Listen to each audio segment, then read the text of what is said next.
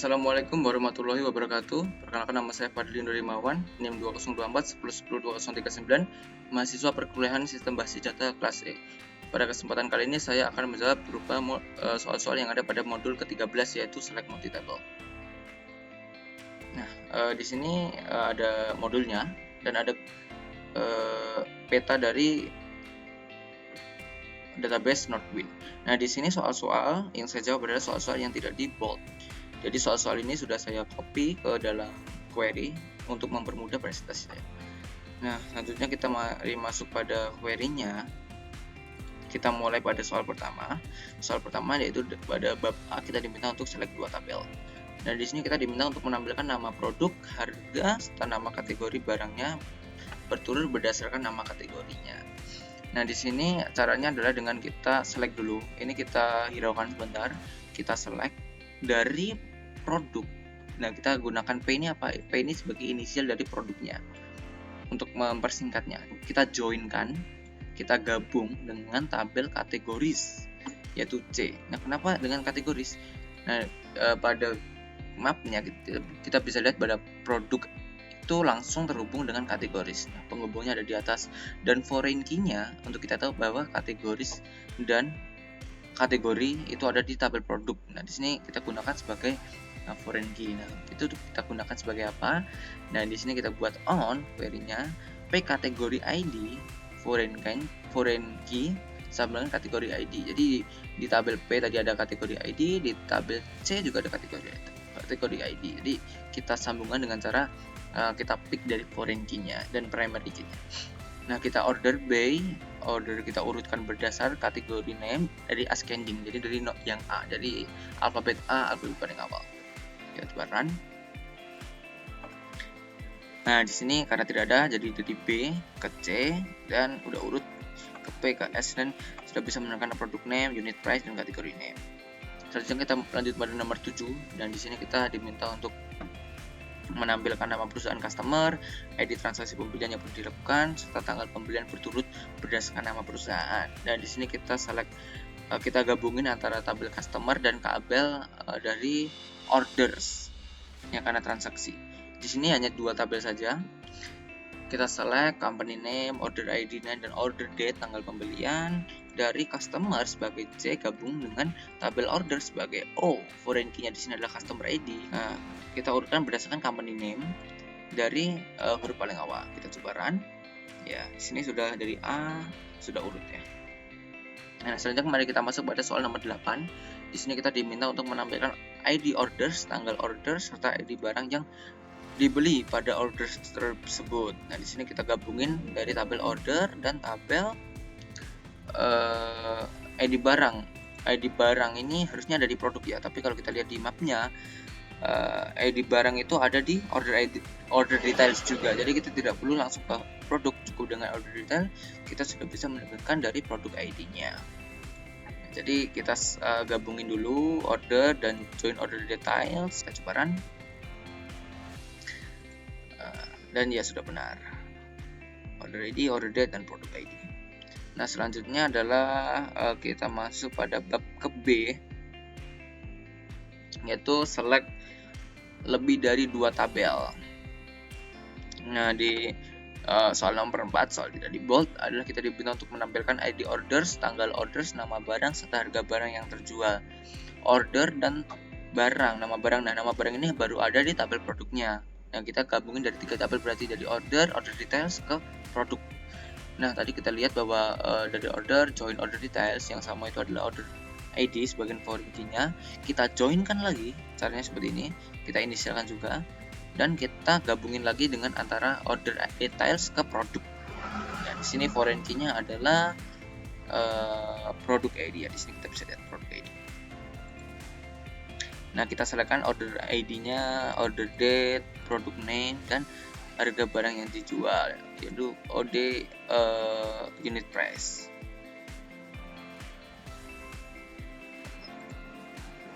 Nah, di order detail juga ada unit price, jadi cukup dengan order detail juga bisa. Kita coba run. Ya, sudah benar. Unit price sudah terlihat di sini. produk name, order date juga. Nah, selanjutnya kita masuk pada soal nomor 5. Nomor 5 kita diminta untuk menampilkan nama lengkap employee beserta nama teritori tempat employee tersebut bertugas. Nah, untuk tahu tempat teritori itu ada di teritori description, di tabel teritori. Otomatis kita harus menggabungkan antara 3 tabel ini. Nah, caranya adalah sama seperti tadi, kita select from employees, join employees territory, terus kita joinkan dengan territories. Nah, untuk menggabungkan namanya, yaitu dari tabel first name, karena di tabel employees itu first name dan last name itu dipisah, ada dalam 2 kolom berbeda. Jadi kita harus gabungin 2 kolom itu. First name kita gabung dengan spasi. Di sini kita mau jadi gabungin pakai apa? Pakai koma, pakai strip itu bisa. Di sini saya pakai spasi saja. Kita gabungin dengan last name, koma, t.description. Kita coba run. Ya.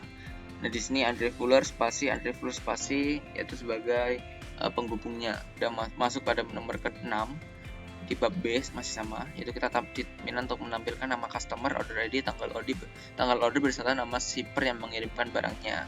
Nah, nama ship ini sebenarnya masih ada di tabel order ya. Maka dari itu kita cukup menggabungkan 2 tabel aja, yaitu tabel customer dan tabel order. Ini cukup mudah, yaitu kita tinggal nama customer ini saya asumsikan sebagai nama company dari customernya. Kita run.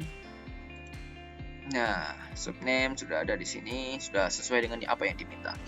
Selanjutnya adalah nomor 7. Nah, nomor 7 kita diminta untuk menampilkan nama supplier beserta nama kategori barang yang disuplainya. Nah, di sini ada 3 yang kita sambung ini, antara supplier, lanjut ke produk, lanjut ke kategori. Nah, di sini kita dapatkan antara dua tabel supplier dan produk ini, foreign key-nya adalah supplier ID dengan produk dengan kategori, foreign key-nya adalah kategori ID. Kita tinggal select nama perusahaannya, company name, dan kategori name-nya. Ini mari kita masuk pada bab ke C, yaitu select multi-tabel dengan syarat. Nah, syarat ini where ya, kita gunakan where untuk syaratnya. Tapi ada juga syarat yang menggunakan order by seperti yang bab A tadi ya. Nah, di sini kita diminta untuk menampilkan nama-nama produk, harga, serta nama kategori untuk produk yang kategorinya beverage dan harganya di bawah 10. Di sini nama produk ada di tabel produk, kita gabungkan dengan kategori. Ini kurang lebih sama dengan yang di awal. Kita select juga apa yang diminta, dan di sini where C kategori name itu ILEC. Nah, ILEC ini sebenarnya untuk mencari yang sama untuk yang bertipe teks ya, string ya.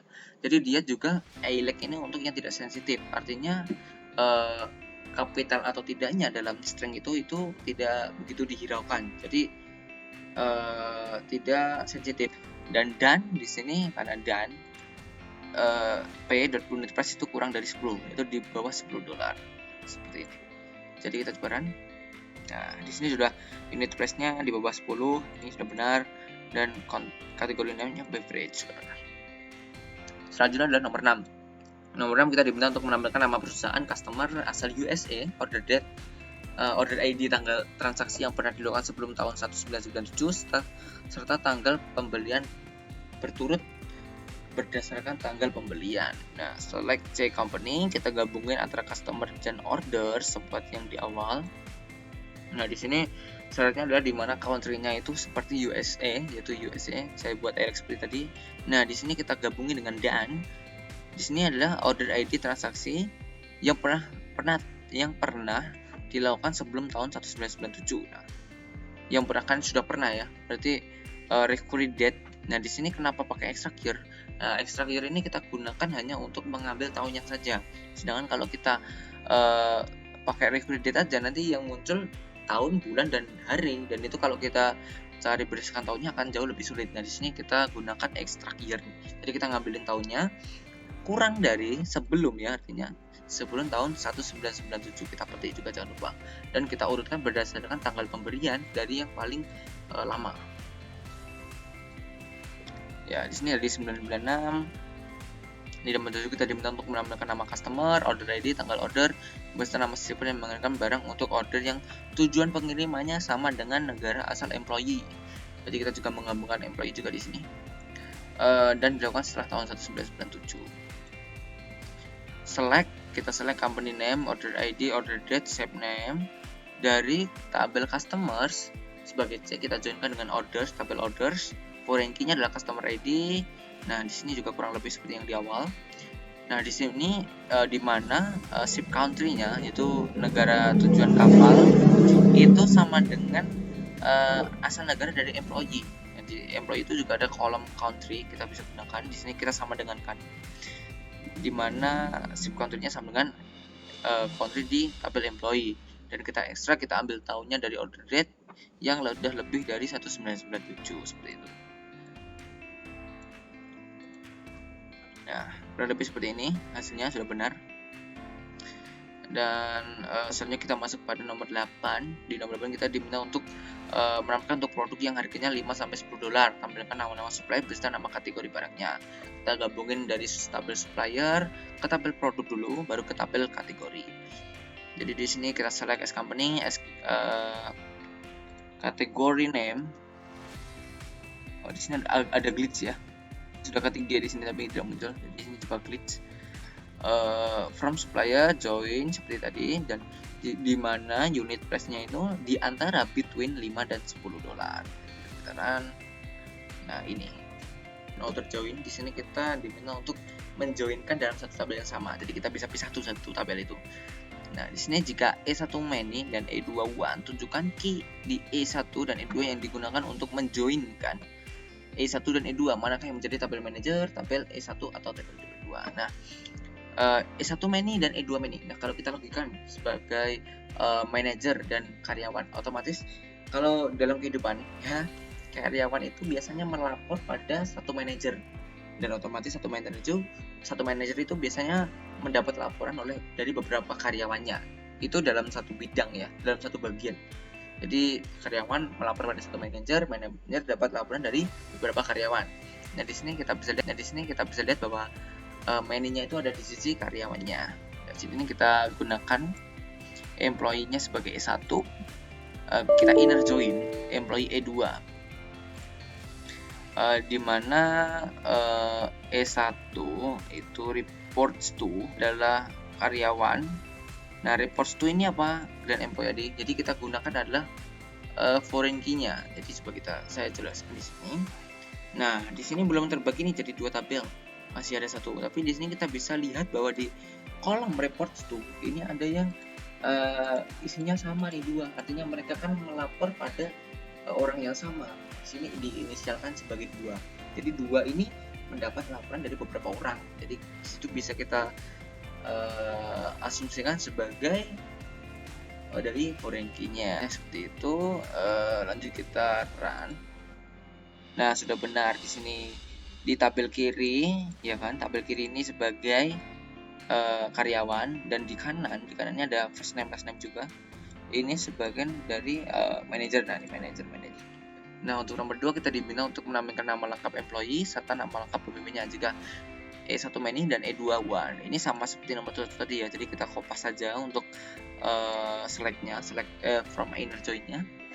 Di sini kita sama seperti yang awal, kita first name kita joinkan dengan last name sebagai karyawan, dan E2 first name adalah kita coba run biasa, ini mudah.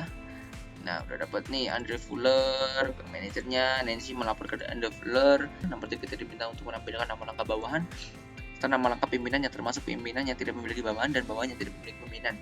Nah, di nomor 3 tadi kita hanya menselect yang kedua, yang bawahan punya pimpinan dan pimpinan punya bawahannya. Nah, di sini apa yang beda? Apa yang beda kita masukkan full outer. Nah, full outer ini gunanya untuk memasukkan apabila dalam kolom itu ada yang isinya 0, itu tetap kita masukkan pada select kita.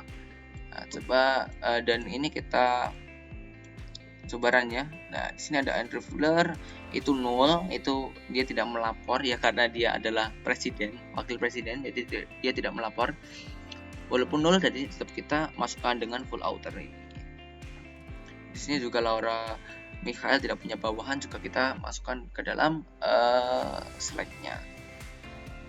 Nah, mungkin sekian yang bisa saya sampaikan, yang bisa saya jawab dari soal yang ada pada praktikum modul ke-13, yaitu select multi-table. Apabila ada salahnya saya mohon maaf. Wassalamualaikum warahmatullahi wabarakatuh.